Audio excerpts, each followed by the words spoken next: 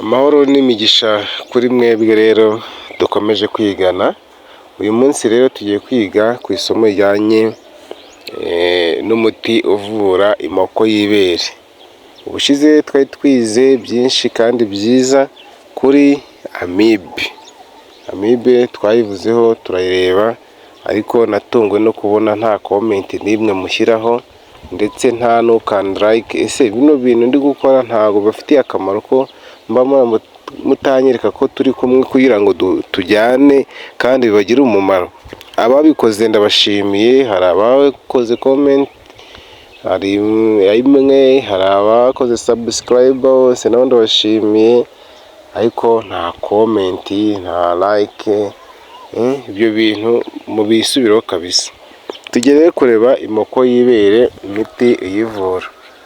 Mbere na mbere turarebera hamwe ikintu cya mbere cy'ibanze ni igishishwa cy'umushaba.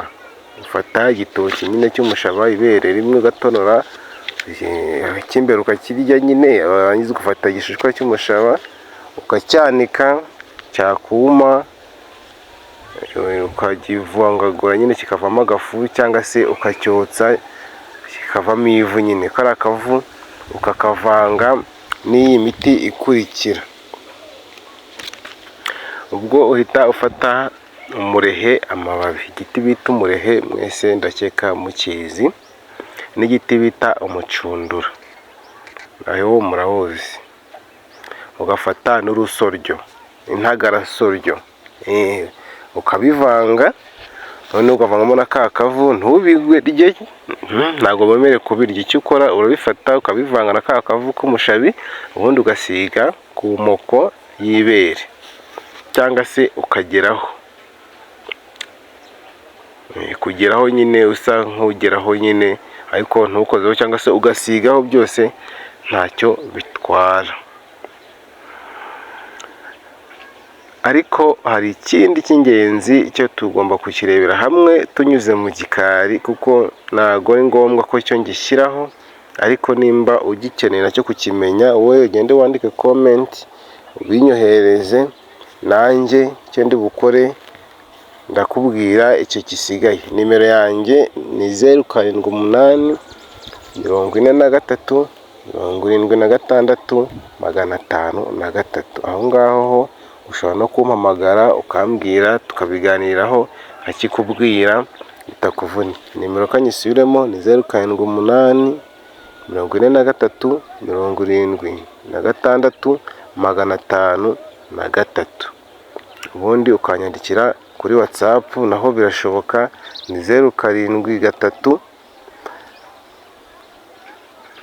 95 86 64. Iyo ni nimero yanjye ya WhatsApp. Noneho rero tugomeje tuganira, murabizi neza ko ubushize twari twavuze kuri amibe kandi tukayikurikira tukabyumva twese. Ibyo ikintu bidufasha ni ukugira ngo twigane.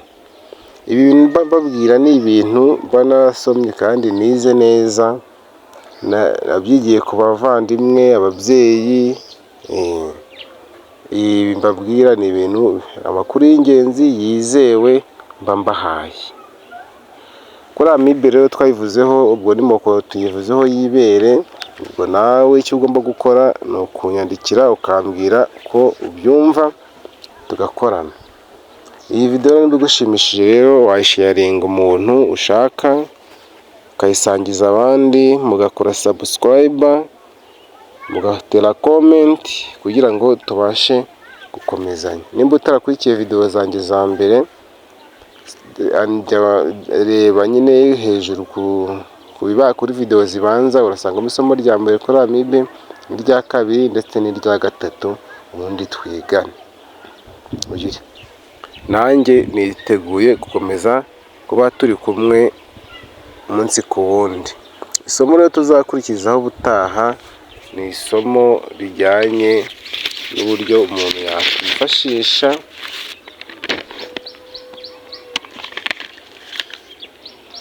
twivura amahumane. Amahumane niyo tuzarebaho ubutaha. mugire rero ibihe byiza kandi mukomeze mumere neza